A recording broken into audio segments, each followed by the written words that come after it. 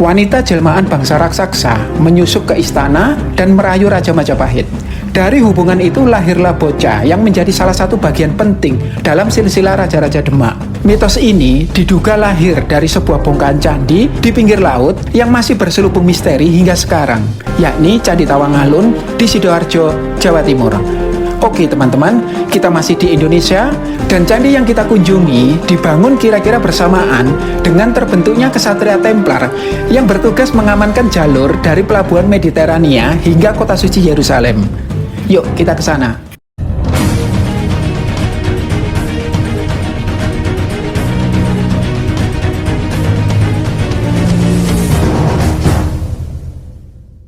Demi kenyamanan menonton video kami, tekan tombol ini untuk memunculkan subtitle bahasa Indonesia maupun bahasa Inggris. Anda pun dapat mengatur speed video dengan menekan tombol ini. Seorang dari bangsa raksasa pemakan daging mampu mencapai tingkat spiritual yang tinggi. Namanya Resi Tawangalun. Ia memiliki anak perempuan bernama Putri Alun yang menurut kisah lain bernama Dewi Meranti. Perempuan ini menghayalkan pernikahan dengan Raja Majapahit saat itu, yakni Prabu Brawijaya. Dengan bantuan ayahnya, jadilah dia putri yang cantik, sehingga cukup percaya diri untuk datang menghadap Raja Majapahit. Prabu Brawijaya pun tergiur oleh kecantikannya dan menjadikan Putri Alun sebagai selirnya. Tak berapa lama Putri Alun pun mengandung. Kondisi ini menyebabkan nalurinya sebagai raksasa muncul dan mengidam daging mentah. Setiap melihat daging mentah, wujud raksasanya muncul. Hal ini menyebabkannya diusir pulang oleh Prabu Brawijaya. Di pertapaan Resi Tawangalun, putranya lahir dengan paras yang tampan dan dinamai Aryadila. Setelah dewasa, Aryadila bermaksud mengabdi pada Prabu Brawijaya yang merupakan ayahnya.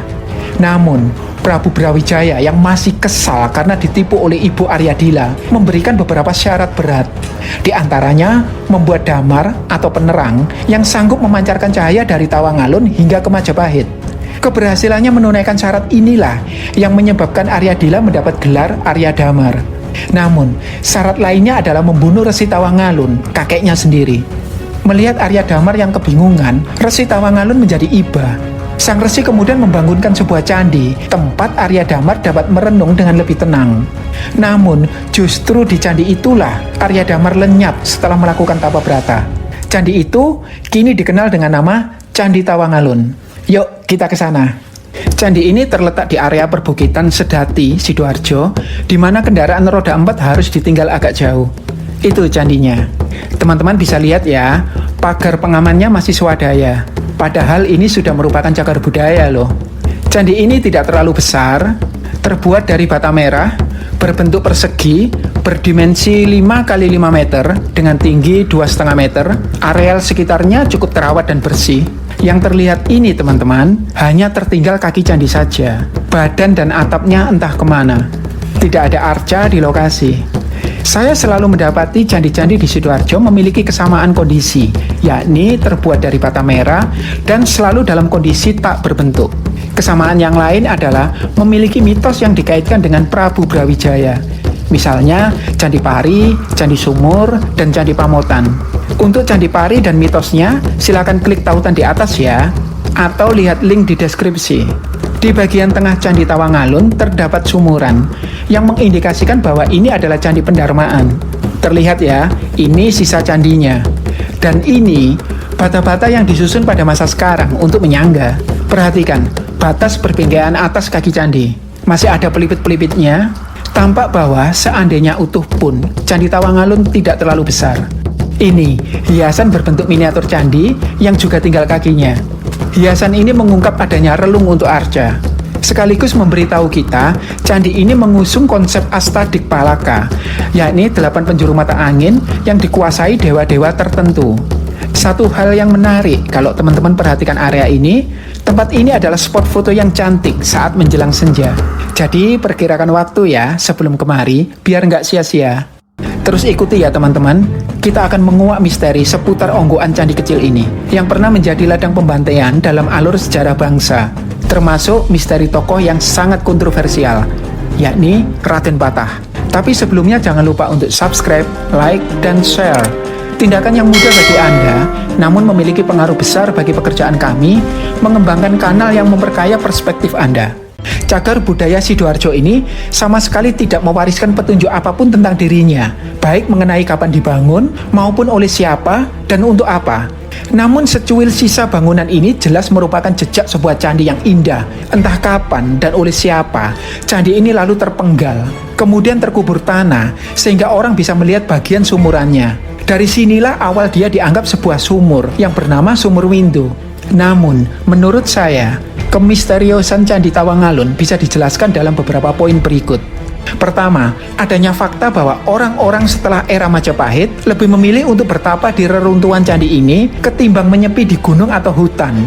Padahal, candi ini bertempat di area pesisir, lokasi yang kurang tepat untuk bersemedi. Kedua, konon pada masa kolonial Belanda, sumur ini merupakan tempat persembunyian seorang tokoh legendaris Jawa Timur, yakni Sarip Tambak Oso. Ketiga, lokasi ini juga merupakan ladang pembantaian. Tahun 98-95 itu pengerukan. Itu di sini saya menemukan banyak tulang, banyak saksinya sampai sekarang yang bisa melihat saat itu. Tulang G13 PKI saat penggalan kepala di sini. Ada 3 titik yang di sini. Sampai saya bahkan kresek di setiap treknya itu, kalau tahu nemu tulang saya suruh kembaliin ke sini. Itu yang mau. Dan saya ritualis saya pendam lagi di situ. Keempat, dan poin ini akan saya gali lebih mendalam nantinya.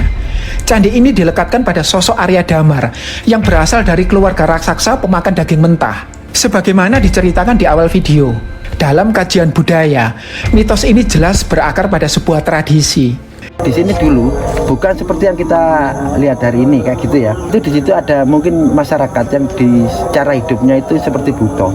Sehingga salah satu di sini cara suguhan untuk ruat bumi yang dulu itu selalu ada daging yang masih ada bercak darahnya. Maksudnya ada yang agak mentah gitu. Gak paham ayam itu gak dimateng no. Tapi nggak semuanya, nanti semuanya itu untuk masyarakat, untuk yang datang. Tapi ada leher sama itu yang setengah mentah gitu. Tradisi ini mengingatkan saya pada budayatnya di Bali, di antaranya Macaru dan Ngelawar, yang menurut sebagian sejarawan merupakan jejak-jejak Tantra Bhairawa. Mungkin saja di wilayah ini dahulunya adalah Mandala Tantra Bhairawa. Dari 4 poin tersebut, kita bisa melihat sebuah gambaran bahwa wilayah candi ini di masa lalu adalah area terpencil dan cenderung dijauhi manusia. Mungkin karena di sini pada masa kuno terdapat Mandala Bhairawa yang ritualnya memakan daging mentah. Kondisi tersebut masih diingat secara lamat-lamat oleh masyarakat, dan berdasarkan itu terciptalah mitos asal-usul Arya Damar yang berkeluarga bangsa raksasa di candi ini. Sebenarnya, siapakah Arya Damar yang merupakan jiwa dari Candi Tawangalun? Mitos mengenai Arya Damar versi masyarakat sekitar memiliki kesamaan yang mencengangkan dengan Arya Damar versi Babatana Jawi, yakni kitab induk yang disusun juru tulis keraton pada abad ke-18, sehingga sulit dibantah bahwa keduanya adalah tokoh yang sama. Berikut kisah Arya Damar versi Babatana Jawi. Di dalam hutan tinggallah seorang wanita dari bangsa raksasa yang tekun bertapa. Namanya Endang Sasmintapura. Karena sangat ingin diperistri Prabu Brawijaya dari Majapahit, sang raksasa mengubah dirinya menjadi wanita cantik. Prabu Brawijaya pun terpikat dan menjadikannya selir. Saat mengandung, Endang Sasmintapura mengidam rujak daging mentah. Saat memakannya, wujud aslinya muncul. Prabu Brawijaya pun mengusirnya dari Majapahit. Endang Sasmintapura kembali ke hutan asalnya dan melahirkan di sana. Anaknya berparas tampan, diberi nama Aryadila. Aryadila lalu menemui Patih Gajah Mada dengan maksud hendak menghadap raja untuk mengabdi di Majapahit.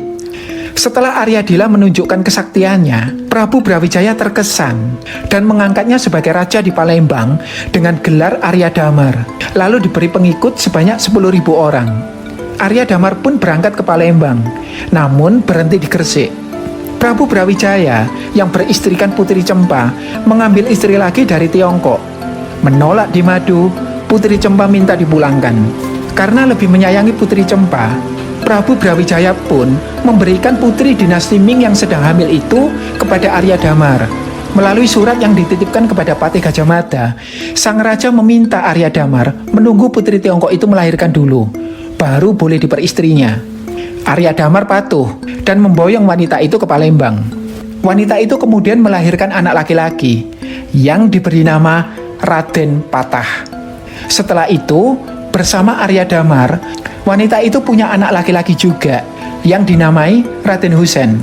Jadi, menurut Babatana Jawi, Arya Damar adalah ayah angkat Raden Patah sekaligus saudara tirinya. Raden Patah dan Raden Husein kemudian menimba ilmu pada Sunan Ampel Denta.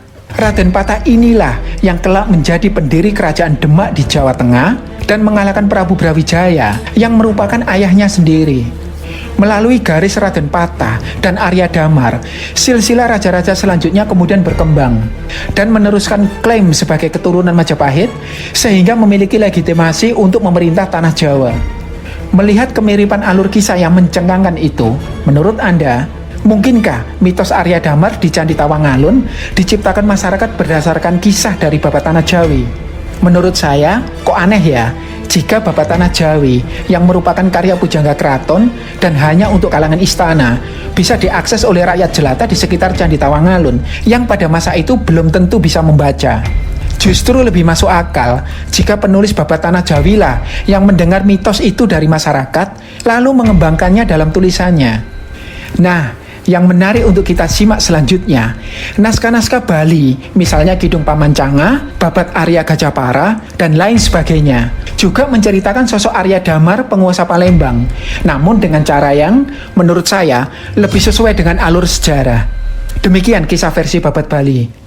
Majapahit pada era Ratu Tribhuwana bergerak menaklukkan Bali. Arya Damar, penguasa bawahan di Palembang, dipanggil Gajah Mada untuk menjadi punggawa utama menggempur Pulau Dewata.